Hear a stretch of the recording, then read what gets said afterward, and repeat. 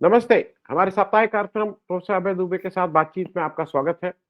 Professor साहब, अब आज सारी बातचीत तो सारा विमर्श अरविंद केजरीवाल साहब की गिरफ्तारी, क्योंकि ये भी एक इतिहास है कि एक सर्विंग चीफ मिनिस्टर जो अपनी कुर्सी पे बैठा हुआ है, वो हम्म, इस समय जेल में बंद कर दिया गया है। मैं हम्म, अपने सारे शोज में एक बात कहता रहता हूँ, क्योंकि जनरली लोगों को ये लगता है कि ईडी में अगर अगर कोई गिरफ्तार है तो कुछ तो होगा। मनीष सिसोदिया 2 साल से गिरफ्तार हैं, तो कुछ तो होगा। हम्म, हम्म, अ, मुझे ऐसा लगता है कि हम लोग की एक ज़िम्मेदारी ये भी है कि जो ईडी में पीएमएलए कानून जिसके तहत गिरफ्तारी होती है, जी, वो कानूनी ऐसा काला बना हुआ है कि उसमें बेल का प्रावधान ही नहीं है। जब जी, ट्रायल शुरू होगा, तभी बेल होगी, और ट्रायल के समय मैं निर्दोष हूँ, ये प्रूव करना पड़ता है इसको जो है। और वो ट्रायल शुरू नहीं होने देते हैं क्योंकि वो चार्जशीट दाखिल नहीं करते। हम्म, अगर दाखिल करते हैं चार्जशीट तो फिर सप्लीमेंट्री के बहाने से करते रहते हैं। मनीष सिसोदिया के केस में पिछले 4 सप्लीमेंट्री चार्जशीट दाखिल हो चुकी हैं। ट्रायल अभी शुरू नहीं हुआ है। मैं पहली बात ये कि अरविंद केजरीवाल साहब को जब अंदर किया गया है, तो हम लोग तो पॉलिटिकली इसकी बात ज्यादा करेंगे, टेक्निकलिटी तो वकील लोग देखेंगे। ये पॉलिटिकली भाजपा के लिए मुझे तो लग रहा है कि नुकसानदायक हो गया है वोट की दृष्टि से। प्रोफेसर साहब, पहली टिप्पणी आपकी इस पे। देखिए पीएमएलए कानून में जो तब्दीलियां की मौजूदा सरकार ने वो एक राजनीतिक मकसद से की गई तब्दीलियां, इसलिए पीएमएलए कानून के बारे में जो आपने चर्चा शुरू की वो बिल्कुल ठीक शुरू की। उस पर चर्चा करना भी राजनीतिक समीक्षा का एक हिस्सा है। देखिए उसका जो क्लॉज 45 है, वो क्लॉज 45 पहले से उसके अंदर था। आ, लेकिन उसको सुप्रीम कोर्ट ने असंवैधानिक करार दे दिया था। उसके बाद में भारतीय जनता पार्टी ने एक विधायी तिकड़म करके, जिसका बहुत विरोध किया गया, विधायी तिकड़म करके उस क्लॉज को फिर से एक्टिवेट किया। और उस क्लॉज के को एक्टिवेट करने का नतीजा ये निकला कि अब prevention of money laundering act में जब भी किसी व्यक्ति को गिरफ्तार किया जाता है तो उसकी जिम्मेदारी हो जाती है कि वो अपने आप को निर्दोष होने का सबूत पेश करे। तो उसके ऊपर वो नियम लागू नहीं होता जो कि कानून का आम नियम है कि जब तक आप दोषी न ठहरें तब तक आप अपराधी नहीं हैं और तब तक आपको जमानत पाने का अधिकार है। इसलिए अदालतें पीएमएलए एक्ट में उस क्लॉज 45 की वजह से जमानत नहीं देती। ये भारतीय जनता पार्टी ने सोच समझ के किया था। उसका पूरा इरादा बिल्कुल साफ था। आज हमें साफ दिख रहा है कि वो किस तरीके से अपने राजनीतिक विरोधियों के खिलाफ उसका इस्तेमाल करना चाहती थी। उसी का परिणाम ये निकला कि इन्फोर्समेंट डायरेक्टरेट ने जो जितने भी मुकदमे पिछले दिनों दायर किए हैं उसमें से 96% मुकदमे विपक्ष के खिलाफ हैं। और उसका जो कन्विक्शन रेट है, यानी अदालत द्वारा सजा देने की दर जो है वो दर बिल्कुल ना के बराबर है, शून्य के बराबर दर है। कुल मिलाकर 24 या 26 मुकदमे ही अदालत में गए हैं अभी तक। उनमें से जरूर 3-4 को छोड़ के बाकी सब में सजा हुई है, लेकिन दांव पूरा ये है कि मुकदमे अदालत में जाए ही नहीं, मुकदमों को लगातार लटकाए रखा जाए। जिस तरह से आपने कहा ना, सप्लीमेंट्री चार्जशीट, पूरक चार्जशीट दे देकर लगातार लोगों को जेल में रखा जाए और विपक्षियों को पूरी तरीके से जेल में डाल दिया जाए और उनके खिलाफ प्रचार किया जाए कि ये भ्रष्ट हैं। और इस तरीके से लगभग जो सार्वजनिक जीवन है, राजनीतिक जीवन है, उसको विपक्ष विहीन कर दिया जाए। देखिए एक नेता बहुत एक लंबी प्रक्रियाओं के चलते, कुछ ऐतिहासिक संयोगों के चलते एक नेता खड़ा होता है। ऐसा नहीं है, नेता आमतौर पर कुकुरमुत्ते की तरह हमारे आसपास नहीं उगते। उसके खड़े होने के लिए एक ऐतिहासिक क्षण होता है जब कोई व्यक्ति प्रकट होता है, जनता उस पर विश्वास करती है, उसके इर्द गिर्द गोलबंदी होती है, उसका एक प्रभाव बनता है और फिर वो एक नेता बनता है।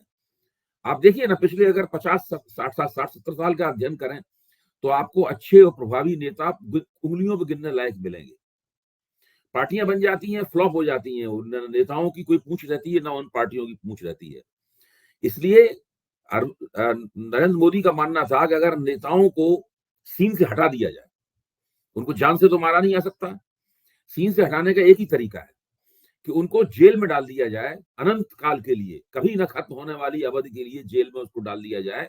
उसके लिए ये पूरी की पूरी तिकड़म की गई। देखिए ये लोग दूरगामी लिहाज से अपनी अपनी साजिशें करते हैं। इलेक्टोरल बॉन्ड भी एक ऐसी साजिश थी, इसमें हम लोग अभी चर्चा करेंगे, आगे भी करते रहेंगे। और ये पीएमएलए कानून को जिस तरीके से वो क्लॉज उसमें एक्टिवेट किया गया, इसको सुप्रीम कोर्ट ने असंवैधानिक घोषित कर दिया था, उसको भी इसीलिए बनाया गया था। और आज ये अपने उस मकसद में काफी अपने हिसाब से कामयाब है। उसके क्या दुष्परिणाम होते हैं इनके खिलाफ ये भविष्य बताएगा, लेकिन अपने हिसाब से ये कामयाब है। उन्होंने देश के बड़े बड़े नेताओं को या तो जेल में डाल दिया है या वो उसके जरिए आगे जेल में डालने वाले हैं। अब ऐसी स्थिति है, यहाँ तक कि सुप्रीम कोर्ट को भी कहना पड़ता है झारखंड वाले मसले में। उन्होंने ईडी को हड़काया, सुप्रीम कोर्ट ने कहा कि भाई ये बार बार आप सप्लीमेंट्री चार्जशीट ले आते हैं और मुकदमा आप चलाते ही नहीं। तो ये स्थिति इन लोगों की बनी हुई है। तो पहली तो इसके ऊपर एक टिप्पणी बहुत ही जरूरी थी। अब आता है अरविंद केजरीवाल की गिरफ्तारी। आपने कहा कि अरविंद केजरीवाल की गिरफ्तारी इनको उल्टी पड़ सकती है। मैं आपकी बात से पूरी तरीके से सहमत हूं, क्योंकि कल के बाद में जो जितने भी सर्वेक्षण हुए हैं, या तो निजी स्तर पर कुछ सोशल मीडिया प्लेटफॉर्म ने अपने स्तर पर कराए, जिनको बहुत ज्यादा प्रामाणिक नहीं माना जाता है, लेकिन एक कमर्शियल मुख्य धारा के चैनल ने, एबीपी ने सी वोटर से, जो कि एक प्रतिष्ठित सर्वे करने वाली संस्था है, उससे एक त्वरित सर्वे कराया। और उस सर्वे के नतीजे हमारे आपके लिए और भारतीय जनता पार्टी सबके लिए आंखें खोल देने वाले हैं। उस सर्वे में कई सवाल पूछे गए, एक सवाल को छोड़कर बाकी सभी सवाल जो है वो भारतीय जनता पार्टी के खिलाफ झुके हुए हैं। उस सवाल कुछ इस तरह के थे, जैसे कि क्या इस सर्वे से आम आदमी पार्टी को सिंपैथी वोट मिलेगा? तो 52% वोट कह रहे हैं, 52% लोग कह रहे हैं कि हाँ, उनको सिंपैथी वोट मिलेगा। क्या इससे भारतीय जनता पार्टी का जनाधार कम होगा? 48% लोग कह रहे हैं कि हाँ, उनका जनाधार कम होगा। क्या इससे विपक्ष की एकता को मजबूती प्राप्त होगी? फिर एक बार 50% करीब लोग कह रहे हैं कि हाँ, विपक्ष की एकता को मजबूती प्राप्त होगी। मैं ही कह रहा हूं, ये तमाम सर्वे टेलीफोन और आधुनिक जो संचार टेक्नोलॉजीज हैं उनकी मदद से कराए जाते हैं। इनके ऊपर 100% भरोसा नहीं किया जा सकता। लेकिन जितने भी आजकल सर्वे होते हैं, चाहे वो भाजपा को 350 सीटें देने वाले सर्वे हो या ये वाला सर्वे हो, सब इसी टेक्निक से होते हैं। ये सर्वे एक इशारा करते हैं कि हम समझें कि दरअसल हो क्या रहा है। इनकी हैसियत हांडी के एक चावल ज्यादा की नहीं है। तो एक मुहावरे में हम कहते हैं हांडी का एक चावल उठा लीजिए तो पता लग जाएगा कि हांडी पकी कि नहीं पकी। लेकिन अच्छे बावर्ची जो होते हैं पूरी हांडी देख के विश्वास करते हैं कि हमारी जो रेसिपी है वो अच्छी बनी कि नहीं बनी। तो अभी इस मसले पे और भी ज्यादा गौर करने की जरूरत है कि अरविंद केजरीवाल की गिरफ्तारी से कितना आम आदमी पार्टी के पक्ष में वोटरों का रुझान होगा, और वो रुझान लोकसभा चुनावों में कितना असर करेगा, और आगे जाकर विधानसभा चुनावों में उसका असर क्या होगा। क्या इन दोनों असरों के बीच में एक फर्क होगा? लोकसभा चुनाव में इसका कम असर होगा, विधानसभा चुनाव में इसका ज्यादा असर होगा। तो बहुत से लोगों का तो अभी बातचीत कीजिए दिल्ली में, तो लोग कहते हैं कि विधानसभा चुनाव में तो आम आदमी पार्टी बीजेपी का सुपड़ा साफ कर देगी। सुपड़ा साफ तो पिछले 2 चुनाव में भी कर चुकी है। इस बार कहते हैं कि इसी वजह से सुपड़ा साफ हो जाएगा भारतीय जनता पार्टी का। अच्छा, लोकसभा चुनाव के बारे में लोग ऐसी बात नहीं कहते, लेकिन ये कहते हैं जरूर कि लोकसभा चुनाव में भी आम आदमी पार्टी को और कांग्रेस का जो गठबंधन है, उस गठबंधन को दिल्ली में फायदा होगा। पंजाब में तो भारतीय जनता पार्टी की कोई औकात भी नहीं है, वो टक्कर में भी नहीं है। पंजाब में भी उनको लाभ होने वाला है, और भी लाभ उनका बढ़ जाएगा। तो ये स्थिति बन रही है। मुझे लगता है, अगर हम पहली टिप्पणी में करूं और एक निष्कर्षात्मक टिप्पणी करूं, मुझे लगता है कि भारतीय जनता पार्टी को अरविंद केजरीवाल की गिरफ्तारी से राजनीतिक नुकसान होने वाला है। वो कितना नुकसान होगा, क्या होगा, इस पर भी और गंभीरता पूर्वक गौर करने की और उस नुकसान का आकलन करने की जरूरत है। जी, मैं एक दो चीजें अपने दर्शकों के साथ इसी बात को आगे बढ़ा दूं। अभय भाई, सिर्फ यही नहीं है कि बेल उनको मिले। बेल आप तभी अप्लाई कर सकते हैं जब ट्रायल शुरू होगा। इसमें दिक्कत क्या है कि आप प्रूफ तो तभी कर पाएंगे कि मैं इनोसेंट हूं जब ट्रायल होगा। वो ट्रायल ही नहीं होने देंगे। वैसे व्यवस्था किसी भी क्रिमिनल केस में, दर्शकों को मैं बता दूं, अगर कोई व्यक्ति गिरफ्तार होता है तो 90 दिन के अंदर अगर चार्जशीट फाइल नहीं होती है तो उसको बोला जाता है डिफॉल्ट बेल। उसको बेल स्वतः मिल जाएगी, मतलब अप्लाई करना होगा, बेल मिल जाएगी। यहाँ पे वो ट्रायल ही शुरू नहीं करने दे रहे हैं, गिरफ्तार करके रख ले रहे हैं। तो ये तो दांव पेच बेईमानी वाले, मतलब खेल में आप बेईमानी कर रहे हैं। मैं एक दो चीजें और इसलिए कर दूं स्पष्ट। ये आंकड़े मेरे पास हैं। अभी नवंबर में सदन के पटल पे जो आंकड़े रखे गए थे उसमें बताया गया है कि पिछले 5 वर्षों में 5 वर्षों में 2018 से 23 तक 3,867 केसेस पीएमएलए के फाइल हुए हैं ईडी द्वारा। और पिछले 9 वर्षों में जो टोटल केस जिनका ट्रायल हुआ है और कंप्लीट हुए हैं वो 31 हैं। 31 में 29 में कन्विक्शन हुआ है। तो खुद ही सोच लीजिए 9 वर्षों में अगर 31 का ट्रायल है तो बेसिकली जो गिरफ्तारी है वही दैट प्रोसेस इज पनिशमेंट, बाकी इसमें जी। कुछ है नहीं। ये बात बस इसलिए कही एक चीज मैं और जोड़ दूं आपकी बात में, माफ कीजिए। जी, वो ये है कि पीएमएलए कानून में सर जो जो क्लॉज 45 है वो तो उन्होंने एक्टिवेट किया ही, लेकिन इसके अलावा उसके अंदर एक खास बात है। खास बात ये है कि अगर आप उस किसी को दोषी ठहराना चाहते हैं तो उसको आपको मनी ट्रेल प्रूव करनी पड़ेगी। भाई आखिरकार नाम ही उसका है कि आप काले धन को सफेद गैर कानूनी करने का तरीका जो है उसको रोकने का कानून है। तो आपको मनी ट्रेल प्रूव करनी पड़ेगी। ये मनीष सिसोदिया के खिलाफ, अरविंद केजरीवाल के खिलाफ या किसी इन संजय सिंह इन लोगों के खिलाफ आज तक ये लोग कोई भी मनी ट्रेल साबित नहीं कर पाए। जो कुछ है वो सरकारी अफसरों और इन्होंने जो गवाह बनाए दाब धौंस करके हैं, उन गवाहों के बयानों के आधार पर पूरा मसला इन्होंने खड़ा किया है। अच्छा, अब मनी ट्रेल इनके खिलाफ प्रूव हो रही है उल्टी, बजाय इसके कि ये प्रूव कर पाते इससे पहले। और वो प्रूव करने के लिए आपको केवल चुनाव आयोग की वेबसाइट देखने की जरूरत है। स्टेट बैंक ऑफ इंडिया ने डेटा दिया है, आंकड़े दिए हैं, चुनाव आयोग की वेबसाइट पर उसको डाल दिया गया है और वो परसों ही प्रकट हुआ है। उसमें साफ दिखाई पड़ रहा है कि अरविंदो फार्मा नाम की एक कंपनी है जिसके डायरेक्टर हैं शरत रेड्डी। शरत रेड्डी भी इसके अंदर उनको भी अभियुक्त बनाया गया था। लेकिन जैसे ही पहले उन्होंने 2 बयान दिए, उसमें किसी का अरविंद केजरीवाल गया, किसी का उन्होंने नाम नहीं लिया। लेकिन तीसरे बयान से सरकार ने ईडी ने उनके साथ डील कर ली और उसके बाद से वो इन लोगों का नाम लेने लगे। वो सरकारी गवाह बन गए। उनको पीठ में दर्द होने के नाम पर उनको जमानत दे दी गई पीएमएलए में, क्योंकि ईडी ने उसका विरोध नहीं किया। और उसके बाद उन्होंने इलेक्टोरल बॉन्ड खरीदे। उन्होंने 57 करोड़ के या 60 करोड़ के इलेक्टोरल बॉन्ड खरीदे और वो इलेक्टोरल बॉन्ड में ज्यादा से ज्यादा 30 या 35 करोड़ रुपया जो है वो भारतीय जनता पार्टी को दिया गया।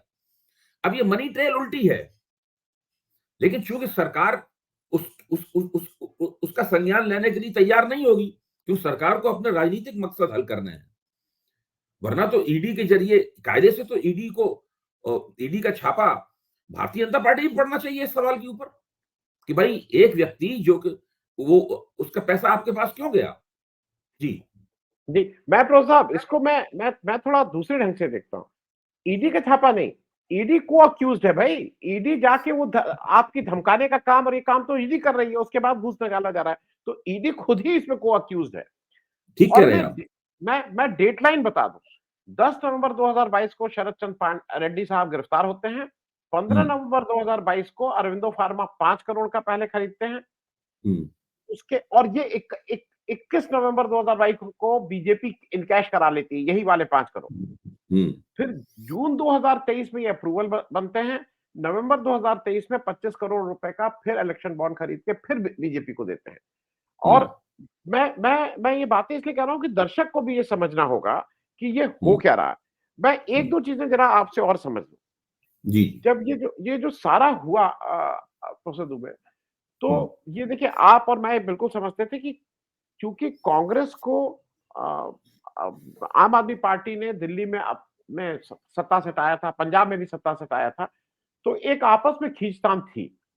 इंडिया फ्रंट बनने के बाद वो काफी कुछ उसको उन्होंने आयरन आउट किया, एक कॉमन उस पे पहुंचे, चुनावी गठबंधन हो गया, सीट शेयरिंग हो गई।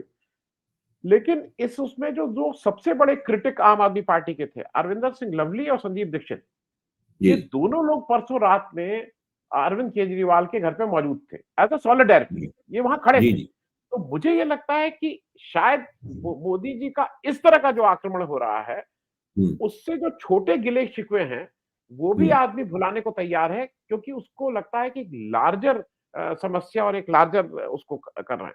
मैं जरा इस पे आपसे और एक टिप्पणी और ले लूं। ये जो आम आदमी पार्टी है, इसके पास टेक्स सेवी लोग ज्यादा हैं, इनके पास टेक्स सेवी जो यंगस्टर्स हैं ज्यादा हैं। ये भले ही पिछले इलेक्शन में इसने 26 लाख लोग वोट पाए थे, लेकिन पैन इंडिया इनकी प्रेजेंस ज्यादा है। तो मुझे ऐसा लगता है कि जब आईटी की बात आएगी, तब भी ये उनसे बहुत आगे हैं बीजेपी से, क्योंकि यहाँ पे कोई पेड नहीं है। यहाँ स्वतः स्फूर्त लोग हैं, सेल्फ वॉलंटरी मोटिवेटेड। स्पिरिट है। हाँ, तो मोटे वो हैं जो विदेश में बैठे हुए, यहाँ बैठे हैं, उनको लगता है कि जो आम आदमी पार्टी कर रही है उस तरह की राजनीति होनी चाहिए। मैं उस पे भी थोड़ा एक आपकी टिप्पणी चाहूंगा कि नहीं देखिए, कांग्रेस आप ने। जो आपकी उंगली बिल्कुल सही जगह पर रखी हुई है। आपने जो शरत रेड्डी और उसका जो सिलसिला बताया वो बिल्कुल ठीक है। उससे तो कोई उसके लिए बहुत बड़ा कानून विशेषज्ञ होना, राजनीतिक समीक्षक होने की जरूरत नहीं है। नहीं। पहली निगाह में ही साफ लगता है कि मामला क्या है और किस तरीके से इसको आगे चलाया जा रहा है। जहां तक विपक्षी एकता का सवाल है, मुझे लगता है कि अरविंद केजरीवाल की गिरफ्तारी के खिलाफ पूरा विपक्ष चट्टान बन के खड़ा हुआ है। यहां तक कि जो पार्टियां इंडिया गठबंधन में औपचारिक रूप से नहीं है, भले ही उन्होंने वक्तव्य न दिया हो, मेरा मानना है कि वो भी मन ही मन सोच रही होंगी कि भाई ये मामला गड़बड़ है और कोई भी इस चक्कर में फंस सकता है, किसी को भी इस चक्कर में फंसाया जा सकता है। आज भारतीय जनता पार्टी के साथ मान लीजिए बीजू जनता दल का समझौता नहीं हुआ उड़ीसा में। हम्म अगर बीजू जनता दल ने ज्यादा सीटें जीत ली वहां पर और भाजपा को नुकसान पहुंचा दिया, तो एक दिन बीजू जनता दल के खिलाफ भी, और मुझे तो लगता ही है कि जो वहां पर पांडियन साहब हैं, वो कहीं ना कहीं उनके बारे में भी चर्चा होती है कि उनका हाथ भी कहीं ना कहीं दबा हुआ है, जिस तरीके से वो उसको कराना चाहते थे। तो कोई भी इस भाजपा की इस मार से कोई भी बचने वाला नहीं है। जो भाजपा के आज साथ है उसके खिलाफ ईडी इस अपना पीएमएलए को एक्टिवेट नहीं करेगी, लेकिन जो उसके खिलाफ है उसके खिलाफ कभी भी एक्टिवेट कर सकती है। और भाजपा इस बात को अच्छी तरह जानती है कि राजनीति करने के लिए काले धन की जरूरत पड़ती है। राजनीति करने के लिए काले धन की जरूरत पड़ती है। वैसे भी हम लोग भी इस बात पर चर्चा कर चुके हैं कि जो इलेक्टोरल बॉन्ड्स हैं, इलेक्टोरल बॉन्ड में तो 11-12 हजार करोड़ रुपए आया है सामने है। पूरे जब खुल जाएंगे, 1 साल का डेटा अभी भी नहीं दिया गया है। 1 साल का डेटा अभी भी नहीं दिया गया, उसके लिए अलग से याचिका वहां पर दायर है। वहां पर अगर वो भी डेटा आ जाएगा तो अब मान लीजिए ज्यादा से ज्यादा 14-15 हजार करोड़ रुपए का पूरा ये इलेक्टोरल बॉन्ड के जरिए इलेक्शन मनी जमा हुआ है पार्टियों के पास में। लेकिन जो चुनाव में खर्चा हुआ है वो खर्चा तो 60,000, 55,000 करोड़, 60,000 करोड़ के आसपास है, अगर आप centre for the media studies के आंकड़ों पर विश्वास करें। तो बाकी पैसा तो बोरियों में भर के ही आया है। तो किसी भी पार्टी के खिलाफ सब लोग काले धन का इस्तेमाल करते हैं। किसी भी पार्टी के खिलाफ कभी भी पीएमएलए एक्ट का इस्तेमाल करके लोगों को गिरफ्तार किया जा सकता है। एक एफआईआर दर्ज करने की जरूरत है, उसके बाद ईडी सम्मन भेज देगी, आपको जाना पड़ेगा, गिरफ्तारी होगी आपकी। जब ईडी चाहेगी तब गिरफ्तार कर लेगी, और बीच में वरना आपको निचोड़ते रहेंगे वो लोग, दबा दबा के आपको निचोड़ते रहेंगे। तो सबको ये सबके सामने स्पष्ट हो गया है। भारतीय जनता पार्टी ने ये कुछ ऐसे औजार बनाए हैं जिन औजारों के बारे में पहले कभी कल्पना भी नहीं की गई थी कि इन औजारों के जरिए भी इस तरह राजनीति हो सकती थी। कांग्रेस की सरकार के ऊपर इल्जाम हम लोग लगाते थे कि इन्होंने डोजिए बना रखे हैं नेताओं के, और उन डोजियों की धमकी देके ये अपने मुद्दों पे अपने आप सपोर्ट करवाते हैं, वगैरह वगैरह मैनिपुलेट करते हैं। लेकिन ये जो काम किया गया इसकी कल्पना कभी कांग्रेस ने भी नहीं की थी, जिस तरीके से भारतीय जनता पार्टी वाले कर रहे हैं। जी, मैं प्रो साहब एक दो चीजें और हैं। एक तो आज अब जैसा निकल रहा है कि ये परस्यू ये कर रही है ईडी, वो आम आदमी पार्टी एज अ पार्टी उसको बैन करने की बात चल रही है, और इसकी इसकी भी संभावना है कि इलेक्शन से पहले उनका सिंबल, उनकी पार्टी, उनका सब कुछ वो फ्रीज कर देंगे या बैन कर देंगे। दूसरी तरफ कांग्रेस के जो अकाउंट को फ्रीज कर दिया है, जिसको लेके एक उन्होंने प्रेस कॉन्फ्रेंस भी की, तो मोदी जी का एक बिल्कुल मतलब सामने सामने दिखाई दे रहा है स्ट्रेटेजी कि अगर कहीं पे कुछ ऐसा हो रहा है कि मैं हारने की संभावना है, तो पार्टी को ही फ्रीज कर दो। अब इलेक्शन अरे पिटीशन लड़ते रहना 6 महीने 1 साल बाद, जब तक फैसला आएगा तब तक तो इलेक्शन। तो आपको इस संभावना लगती है कि आम आदमी पार्टी को बैन करेंगे, कांग्रेस का अकाउंट फ्रीज करेंगे, इमोबिलाइज कर देंगे कि ऑपोजिशन वाले चल ही ना पाए? भाई बहुत दिनों से ये लोग इस जुगाड़ में तो हैं ही कि आम आदमी पार्टी को पीएमएलए के तहत एक्यूज बनाया जाए, पार्टी को एक्यूज बनाया जाए, व्यक्ति को नहीं। व्यक्तियों को तो बना ही दिया है उन्होंने एक्यूज, पार्टी को अभियुक्त बनाया जाए। और इसके लिए जब सुप्रीम कोर्ट में मनीष सिसोदिया की जमानत पर चर्चा चल रही थी, तो एक तरह से जो जजों की बातचीत थी, उस बातचीत से ईडी ने ये मतलब निकाला था कि पार्टी को भी एक्यूज, वो भी पहली बार होगा इतिहास में कि पार्टी को ही अभियुक्त बना दिया जाए। और उसकी कोशिशें भी की गई पहले सोचा गया इस बारे में, अभी तक ये हो नहीं पाया है, लेकिन वो निश्चित रूप से करेंगे। और जब ये ऐसा करेंगे तो उसके आधार पर वो कहेंगे कि भाई, चुनाव आयोग से कहेंगे ये तो अपराधी पार्टी है, ये पार्टी तो इतने संगीन अपराधों में लिप्त है, इसलिए इसका जो चुनाव चिन्ह है वो आप फ्रीज कर दीजिए और इसके अकाउंट वगैरह सब फ्रीज कर दीजिए। इनकम टैक्स वाले वो सब करना शुरू कर देंगे, मोदी जी के कहने की देर है बस केवल। तो बड़े पैमाने पर शुरू में जब बात ये प्रक्रिया शुरू हुई थी, तो इसको अंग्रेजी में वेपनाइजेशन ऑफ लॉ का नाम दिया गया था, वेपनाइजेशन ऑफ लॉ का नाम दिया गया था। और आज वो दिखाई पड़ रही है कि दरअसल लॉ का वेपनाइजेशन है क्या, उसकी व्यवहारिक शक्ल सूरत क्या है और वो किस तरीके से काम कर रहा है। इनकम टैक्स के जरिए कांग्रेस के कम से कम 200-250 करोड़ रुपए इन लोगों ने फ्रीज कर दिए हैं। केवल 14-15 लाख रुपए का एक कलम थी जो इन्होंने कांग्रेस ने अपने एमपी और एमएलए से की एक दिन की तनख्वाह दान करवाई थी अपने कोष में। तो वो उसको धीरे धीरे करके उन्होंने वहां तक पहुंचा दिया, 200 करोड़ के उस तक पहुंचा दिया। तो ऐसी एक स्थिति बना दी है इन्होंने, जिससे इस देश में राजनीति करना उत्तरोत्तर मुश्किल होता चला जाएगा। हम और आप जिस मंच पे आज बैठे हुए बातचीत कर रहे हैं, मेरा मानना है कि बहुत जल्दी ही इस तरह के मंच भी मुश्किलों में फंस जाएंगे, कानूनी मुश्किलों में फंस जाएंगे। जो सरकार ने एक फैक्ट चेक सेक्शन बनाया है अपना, अभी सुप्रीम कोर्ट ने उसके खिलाफ फैसला दे दिया है, लेकिन इससे हमें बहुत ज्यादा खुश होने की जरूरत नहीं है, क्योंकि मेरा मानना यह है कि सरकार दूसरे तरीके से यही काम करेगी। सुप्रीम कोर्ट ने इसको कर दिया है, लेकिन ये इसका मतलब ये नहीं कि सरकार अब दोबारा नहीं करेगी इस काम को, सरकार शर्मा जाएगी। ये सरकार शर्माती नहीं है किसी भी कीमत नहीं है। मैं प्रो साहब एक चीज और, ये इलेक्टोरल बॉन्ड की भी थोड़ी इसलिए बात कर लें कि इलेक्टोरल बॉन्ड से दो चीजें हो रही हैं।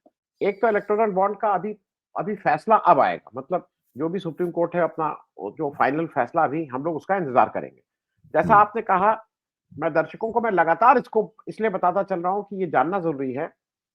इलेक्टोरल बॉन्ड 2017 में मनी बिल के रूप में पास हुआ, 2018 को 1 अप्रैल 2018 से लागू होना था। पीएमओ के इंटरफेरेंस से वो मार्च में उन्होंने एक विंडो, अच्छा हर साल 4 क्वार्टर थे, हर क्वार्टर में 10 दिन की विंडो खुलनी थी जिसमें पैसा ले सकते थे। जब जनरल इलेक्शन वाला वर्ष में 30 दिन की विंडो थी। 2018 में 1 अप्रैल से लागू होना था, उन्होंने मार्च में एक स्पेशल विंडो खुलवाई। 222 करोड़ में 205 करोड़ बीजेपी ने लिए। फिर अप्रैल में विंडो खुली, मई में एक स्पेशल विंडो फिर खुली, अक्टूबर में एक स्पेशल विंडो खुली, नवंबर में स्पेशल विंडो खुली।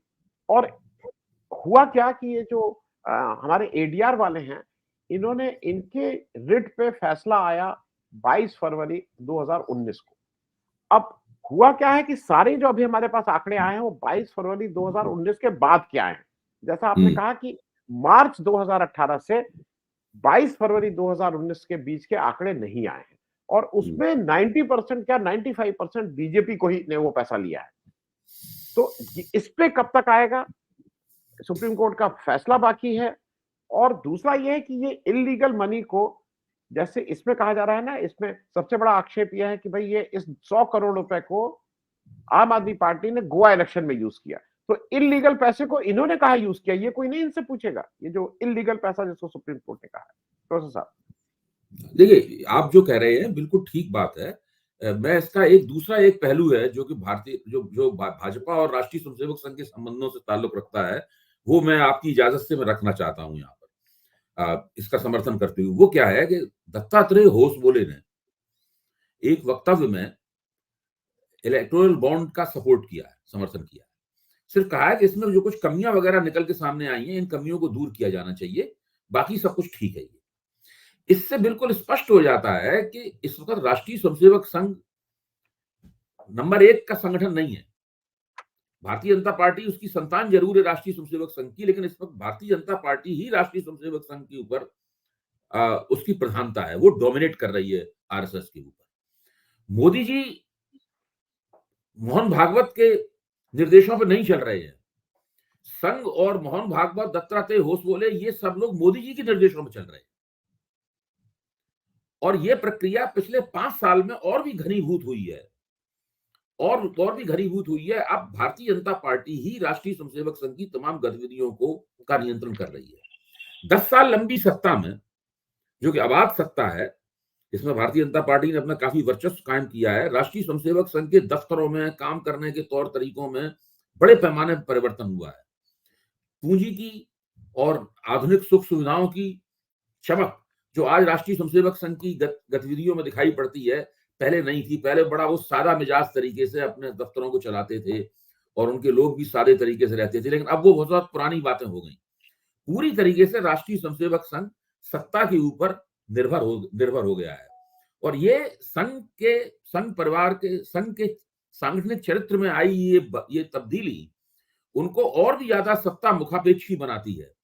ये चीज जो राम मंदिर की जब प्राण प्रतिष्ठा हो रही थी, तो उस वक्त भी सीन दिखाई पड़ रहा था कि उसमें प्राण प्रतिष्ठा नरेंद्र मोदी कर रहे थे और मोहन भागवत की हैसियत दूसरे नंबर की थी उसमें।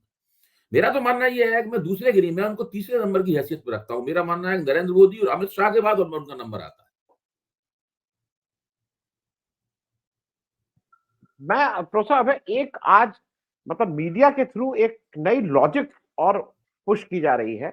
तो उस दिन हम लोग पिछली बार बात कर चुके हैं जब अमित शाह साहब ने एक किसी कॉन्क्लेव में कहा था कि भाई हमारे 303 एमपी हमें 6000 करोड़ मिले, तो उसको डिफाइन कर रहे थे। आज सारे पेपर ने एक और पुश कर रहे हैं। BJP has 50.1% share of EBs, 46.2% of elected. वो अब एक मालूम नहीं कहां से 46.2% की एक फिगर ले आए कि इतने हमें वोट मिले और ये मिले 50, मतलब घूस में जैसे होता नहीं कि एक ऑफिस में किसको कितना घूस मिला, वो घूस को जस्टिफाई करने के लिए एक आर्गुमेंट को पुश कर रहे हैं। ये अमित शाह की लाइन है। अमित शाह ने ये तर्क बनाया, गढ़ा है और तर्क बना के अपने सरकारी मीडिया को थमा दिया है। और वो सब लोग इसी लाइन को आगे बढ़ा रहे हैं, बजाय इसके कि इस लाइन की आलोचना की जाती और इसकी खिंचाई की जाती, इसको तार तार कर दिया जाता। इस प्रकार की बातें की जा रही हैं जी। सारे के सारे लोग ये कह रहे हैं कि भाई पहले वाली पद्धति बहुत ही गंदी थी, उसमें बोरों भर के रुपया आता था, बिल्कुल नंगा वो था। ये पद्धति में कुछ कमियां हो सकती हैं, लेकिन पद्धति तो पहले के मुकाबले अच्छी थी। सुप्रीम कोर्ट ने बड़ा गलत काम किया, इस पद्धति को कूड़ेदान में फेंक दिया। सुप्रीम कोर्ट को चाहिए था कि नई पद्धति भी तजवीज करता। अब ये तो ऐसी बात हो गई कि पिछली वाली पद्धति में काले धन का नंगा नाच हो रहा था, इसमें नंगा नाच नहीं हुआ है, इसको कानून के कपड़े पहना दिए गए हैं बस केवल। क्या काले धन को कानून के कपड़े पहना देने से काला धन सफेद हो जाता है? जी ठीक। मैं अब चलते एक अंतिम थोड़ा पॉलिटिकल प्रश्न, क्योंकि मेरे मन जब ये सब कुछ उन्होंने चाक चौबंद सब जगह जिसको कहते हैं फील्डिंग लगा दी है, तो मोदी जी इतने परेशान, बीजेपी क्यों डेस्परेट है? राज ठाकरे को बुला के बात कर रही है, उधर बैंक कर्नाटक में कुछ हो नहीं पा रहा है। इसके पीछे की बेचैनी मेरी निगाह में तो आज संजय कुमार ने एक लेख भी लिखा है। वो तो मोदी जी को ही उसमें ब्राउनी पॉइंट्स दे रहे हैं। वो कह रहे हैं कि उन्होंने एनडीए को बहुत ज्यादा मजबूत कर लिया है। मैं ये मानता हूं कि इसके पीछे बेचैनी भाजपा को ये विश्वास तो है कि उसे बहुमत प्राप्त हो जाएगा। इस मामले में भाजपा को विश्वास है 272 सीटें और कुछ 10-5 बेशी सीटें उससे मिल जाएंगी भाजपा को। उसको सबसे ज्यादा डर इस बात का है और वो चाहती है कि 2019 का जो प्रदर्शन था उसका, उस प्रदर्शन को हर राज्य में हर कीमत पे दोहराना है। लेकिन कुछ राज्य ऐसे हैं जहां पर भाजपा को यकीन नहीं हो पा रहा है कि वो उस प्रदर्शन को दोहरा पाएगी। बिहार उनमें से एक है, महाराष्ट्र उनमें से एक है, कर्नाटक उनमें से एक है, पश्चिम बंगाल उनमें से एक है, मैं मानता हूं तेलंगाना भी उनमें से एक है, उड़ीसा उनमें से एक है। उड़ीसा में 8 सीटें उन्होंने पिछली बार जीती थी। मुझे नहीं लगता कि इस बार ये 8 सीटें जीतने जा रहे हैं। उनका बीजेडी के साथ में समझौता भी टूट गया है उनका।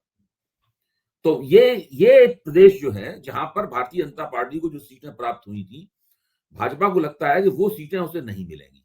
इसीलिए जो भी बॉक्स समझ में आता है कि नया बॉक्स है, इसको टिक कर लेने से शायद हो सकता है कुछ परसेंट वोट हमारे बढ़ जाए। महाराष्ट्र में जो पिछली बार जो चुनावी टक्कर थी, उसमें कई सीटें ऐसी थी इनका बहुत कम मार्जिन से फैसला हुआ था। तो वो सोचते हैं कि 1.5% वोट इनके हैं, वो मिल जाए। लेकिन वो इस बात से डरे हुए भी हैं कि इनकी जो छवि है वो उत्तर भारतीय विरोधी है, बिहार और यूपी की विरोधी है, तो उससे भी उन्हें नुकसान हो सकता है। तो इससे भारतीय जनता पार्टी की वो दुविधा अपने ही एनडीए के स्ट्रक्चर को लेकर है कि वो आदर्श समीकरण की खोज कर रहे हैं बिहार में, इन सभी प्रांतों में। वो समीकरण इन लोगों को नहीं प्राप्त हो रहा है। नहीं, उससे हो क्या रहा है प्रोफेसर साहब कि जो अभी तक की एक इमेज बनी हुई थी ना कि बैटल रेडी, बिल्कुल सब चाक चौबंद, सारा कुछ कागज पे पूरा एक एक टू द लास्ट पॉइंट उन्होंने डिस्कस, उसका भेद खुलता जा रहा है। लिस्ट जिस तरह से नहीं आ रही है, नाम जो चेंज हो रहे हैं, लोग जिस तरह से हट रहे हैं, वो मुझे लग रहा है थोड़ा पोल पट्टी खुल रही है, जिसका एक आम आदमी को हो रहा है कि यार ये भी तो वैसे ही है, ये कहीं कुछ नहीं है। वो पन्ना प्रमुख और क्या क्या बोल के लोगों को डराते थे, वो धीरे धीरे थोड़ा मतलब जो जो भाजपा जैसी है वैसा पता लग रहा है, मुझे ऐसा अब लगता है। अनरेवल हो रहा है मामला, हाँ जिसको कहते हाँ हैं हाँ, अनरेवल होना, तो वो बात आपकी सही है, अनरेवल हो रहा है। और ये एक बहुत बड़ी चुनौती, अगर भारतीय जनता पार्टी जिस तरीके से आगे बढ़ रही है उस तरीके से करके वो 2019 का प्रदर्शन दोहरा देती है, यानी 303 सीटें ले आती है और 10-5 सीटें उससे ज्यादा भी मिल जाती हैं, तो मैं समझता हूं कि ये फिर हम लोगों को भारतीय लोकतंत्र से जो उम्मीदें हैं, फिर हम मान लेंगे कि बहुत जो जो मेंटल स्केप है, जो मानस है वोटर का, मतलब उसके ऊपर इन्होंने अच्छा खासा कब्जा धीरे धीरे करके कर लिया है पिछले 10 साल में। लेकिन मुझे लगता है ऐसा नहीं होगा। जी भारतीय जनता पार्टी आगे रहेगी, विपक्ष से आगे है आज, इसमें कोई शक की बात नहीं हो। विपक्ष की कमजोरियों के कारण आगे है, अपनी खूबियों के कारण आगे नहीं है। अब देखना यह है कि ये इनको कुल मिला के आखिरकार मिलता क्या है, क्योंकि ये 2019 के मुकाबले कई राज्यों में फंसे हुए हैं, और जिन राज्यों में ये फंसे हुए नहीं लग रहे हैं वहां पर रिकवरी की गुंजाइश ना के बराबर है, क्योंकि वहां सीटें हैं ही नहीं। केवल एक राज्य है उत्तर प्रदेश, वहां पर देखिए कितनी रिकवरी करेंगे वहां उत्तर प्रदेश में। आखिरकार जो भी ठीक है, उन्होंने मायावती को नहीं गठजोड़ में जाने दिया, उन्होंने जयंत चौधरी को भी गठजोड़ से वापस छीन लिया, लेकिन कुल मिला के वहां एक गठजोड़ तो हो ही गया है, और एक ऐसा गठजोड़ हो गया है जिसमें एक पार्टी का, समाजवादी पार्टी का प्रभुत्व है। और गेंद पूरी तरीके से समाजवादी पार्टी और कांग्रेस के पाले में है कि वो भारतीय जनता पार्टी को किस तरह उत्तर प्रदेश में टक्कर देती है। अगर ठीक से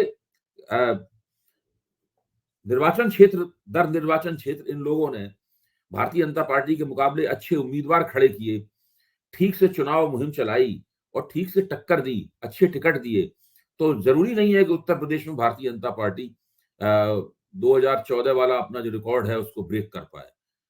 वहां भी उसको कई तरह की मुश्किलों का सामना करना पड़ सकता है। मैं प्रोत्साह है चलते चलते अपना एक वो कह दूं, मेरी एनालिसिस हो जाए, आपकी एनालिसिस हो जाए, बीजेपी का पन्ना प्रमुख हो जाए, विपक्ष का निकम्मापन हो जाए, लेकिन इन सबके ऊपर मुझे इस देश की आम जनता के ऊपर उसकी विजडम पे पूरा विश्वास है कि जब ऐसा कभी भी आया है तो आज तक तो इस देश के आम जन ने, जो गांव में रहता है, जिसका रोजमर्रा की जिंदगी में ज्यादा जूझ रहा है, उसने अपनी विजडम का परिचय दिया है, और शायद जो लोकतंत्र के लिए सही होता है वो निर्णय उसने अभी तक इस देश के लिए लिया है। तो मुझे पूरा विश्वास है कि निर्णय आएगा, वो शायद ऐसा आएगा कि कहीं ना कहीं फिर से we will have the faith in our democracy. Thank you so much, बहुत बहुत धन्यवाद अभय भाई, थैंक यू।